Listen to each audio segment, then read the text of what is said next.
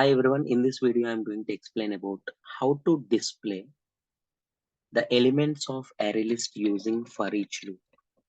See, the first thing is what is for each loop. In arrays also we discussed clearly, for each loop is used to iterate all elements from starting index to ending index. Iterate all elements from start index to end. But see here, the disadvantage is what?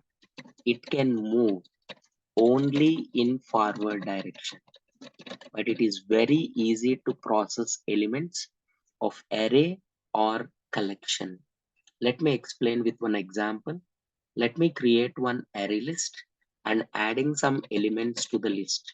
As we are specifying the integer type, we are adding some elements. You can add the duplicates also, as it is supporting the duplicate elements. Now here, after adding elements, if you want to display using for each loop, for here simple syntax, to the right side of the column, you need to specify the collection name. That is what list. Then what will happen? From this list, each item, each element will be written. So we collect that into one variable called ELE, element. You can use X, Y, Z, anything, no matter, but it should be of which type. You are storing integer type into the array list. Then you can directly display that element. No need to use the index. Okay, so when you run this code, then automatically that output will come. All values. Not only this integer. Let me specify the string. I just want to store string type elements into the list.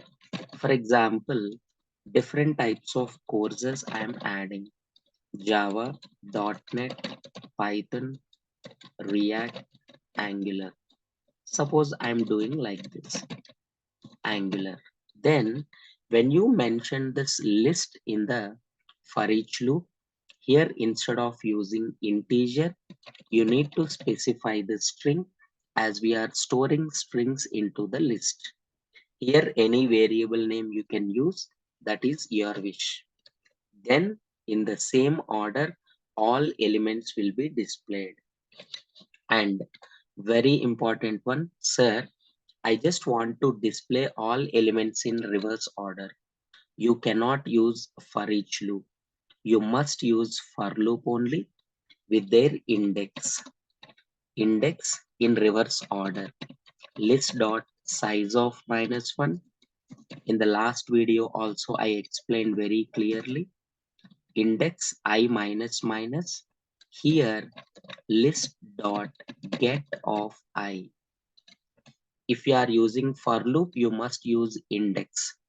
Where to start, where to end, how to modify the value. See, then all values will display in a reverse order. This is simply how to work with a for loop and for each loop. For each loop is the simple way of iterating the elements of the list. Hope you understood. Please practice and subscribe to the channel. Thank you.